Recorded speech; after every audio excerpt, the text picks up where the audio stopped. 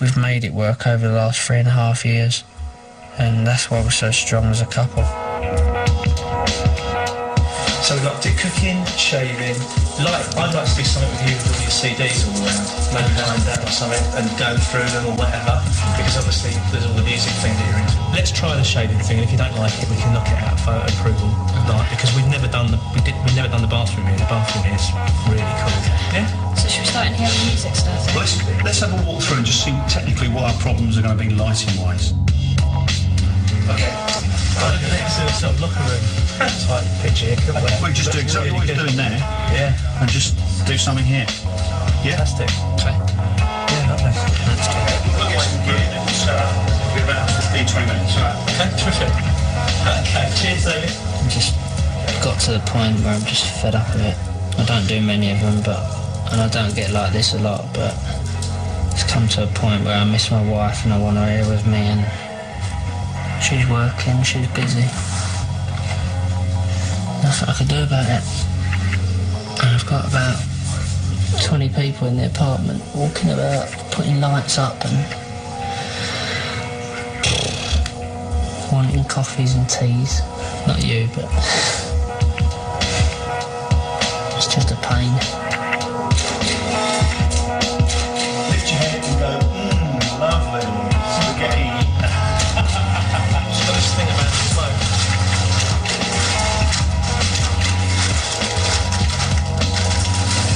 That's right. Lovely. Just turn towards me.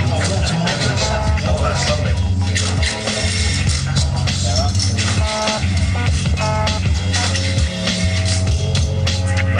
I'm trying to get the shots of the wife approves of the ones where the spaghetti's not hanging out your mouth. I've never seen you depressed before, really. No, I don't really get... Well, I do at times, but I snap myself out of it by thinking of Brooklyn or Victoria, or thinking when I'm going to see them both. Okay, David, that's if you can get a kind of... Just can't... That's just over to your face, nice. That's cool. Like that. That's cool. That's great. That's nice. That's nice. You can see what some of the CDs are. The new ones, actually. Got that done here. You both say you don't like the attentions of the press, but actually you thrive on it, don't you? At times, yeah. At times. There's times when you like the attention, there's times that you don't. But I think it's part and parcel of being in the spotlight.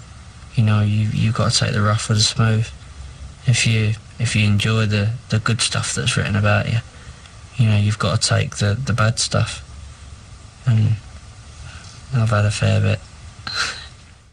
Brooklyn had been ill overnight and David was on his way back to Manchester.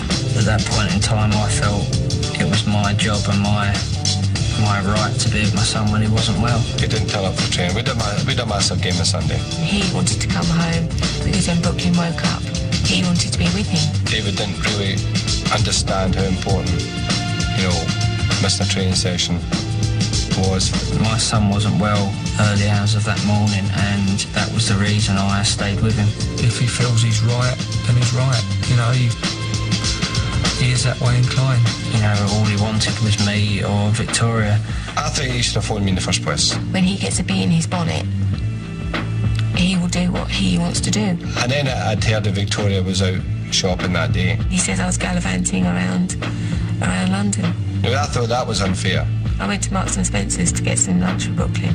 It was confrontation time. The manager was seeing me taking the morning off, but then Victoria being out that night. It became an argument, and, I decided to leave him out because it could have been all sort of hushed up.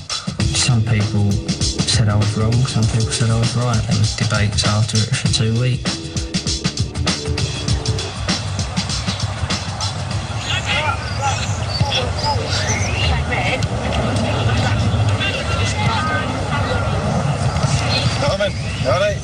If you're in a job where you're working under a boss as determined as he is, if he sees anything that's going to affect the team or going to affect the player in his mind, then he'll try and do something about it,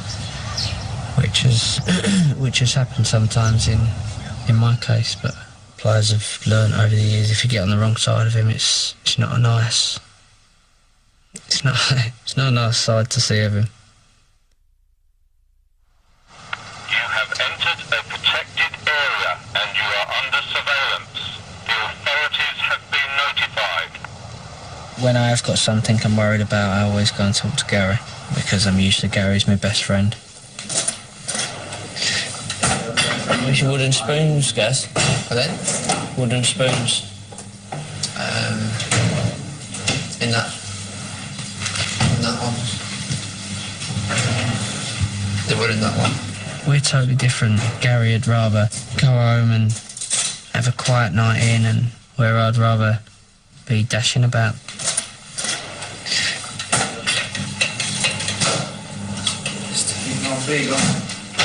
That's a piss tail, ain't it? A wooden spoon. Swear. So are you very familiar with your kitchen, Gary? No, not really. There'd be no kitchen in the world without a wooden spoon. Do you know Gary only hates the rooms that he lives in? He's been reading too many magazines. We used to share rooms when we used to go away with the teams. It got to the point where Gary was going to bed at 9 o'clock, 9:30, and I was watching the telly, still awake on the phone to Victoria at 11:30, 12, and then he'd be up at 7 o'clock in the morning, and I'd want to lie until 10, 11. So it didn't really work out, so he chucked me out. Couple. Yeah, like the old married couple. Tremendous pasta, isn't it? That's the name. Extra eat it all, or what? No, you don't have to eat it all. Okay. How's the joint? Nah, being full. Thanks, I won't eat them. Don't eat it all, because then you won't be able to read the name. If David cooks for you here, that you think that might be perceived as an effeminate thing to do. But if you owned a string of restaurants, that wouldn't be an effeminate thing to do. Yeah, but it'd be okay if David was cooking for Bex. That's burning. Bex says that's burning. What's burning? That pan there. It's got potatoes in it. What's that burning? Huh? It just says it just flamed up. What's burning? Probably not burning. That underneath, see it, Dabba? Huh? What is it, that? Flame? It's possible like that. It's okay in cooking for me, but not getting filmed cooking for me. So nobody knows about it, you know what I mean?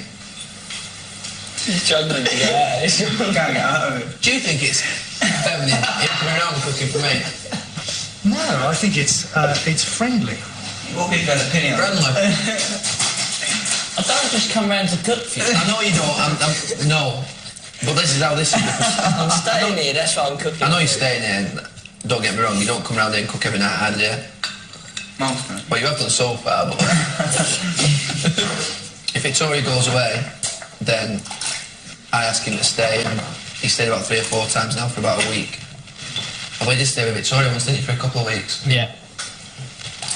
And Brooklyn. And Brooklyn, yeah. Right, so it's Brooklyn there now. Get rid of him. Very nice. So is your home a bit of a refuge generally? Do other players come and stay if they want? No, nobody stays there. Just him. Why? It's not hot, do you mean? No, I wondered whether your home is somewhere that people come to if they It's like the Priory. Stop me now. Actually, I was travelling back in the plane from Brussels. I was in the stadium. I was commentating for ITV. We were in New York with the Spice Girls in a bar watching that.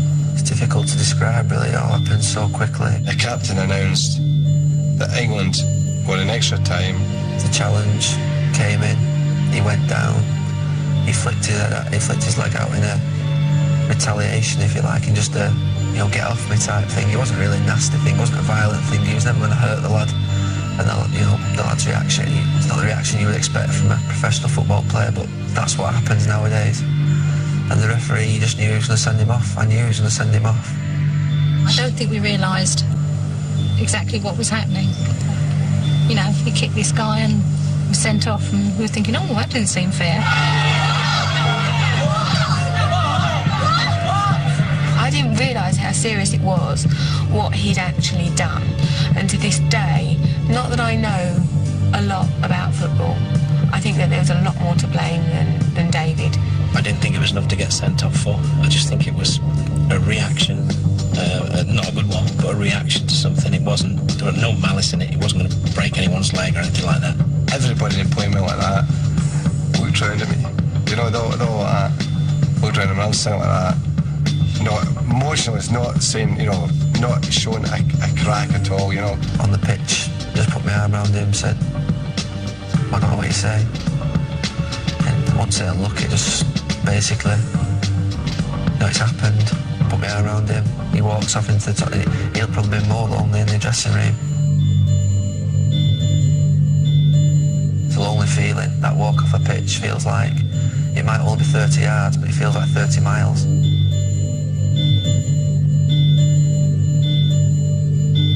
When he came in after the Argentina game, yes, we were all sad, but I think some people, obviously, what he'd done, and he was more sadder than anybody, you know, and he just needed some comfort and some love.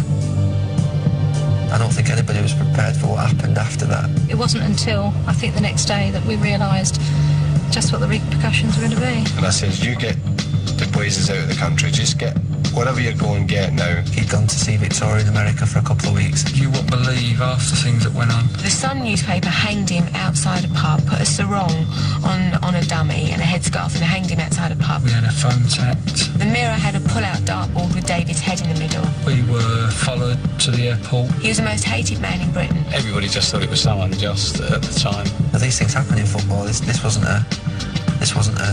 something that was new. You know, people make mistakes on football pitches, and luckily for David at that time, it was his turn to suffer in that match.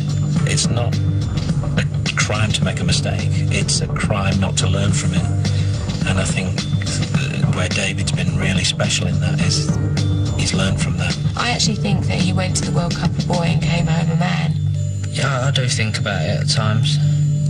I think about what could have happened if it hadn't have happened, or, you know, what might have happened.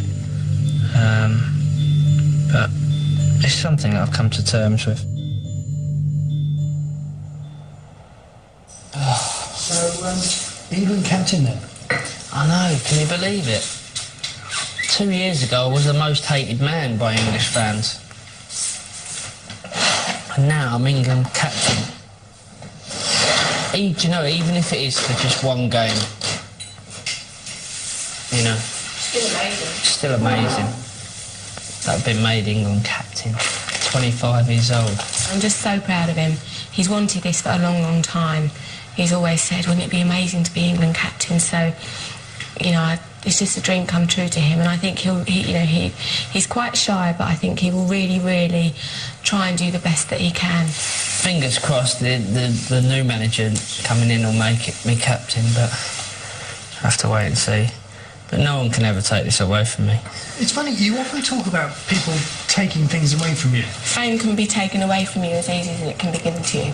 How so? And a lot of celebrities forget that. How? By not appearing in public, or switching off? No. I mean, your flavour of the moment. Everybody loves you one moment, but everybody can turn against you.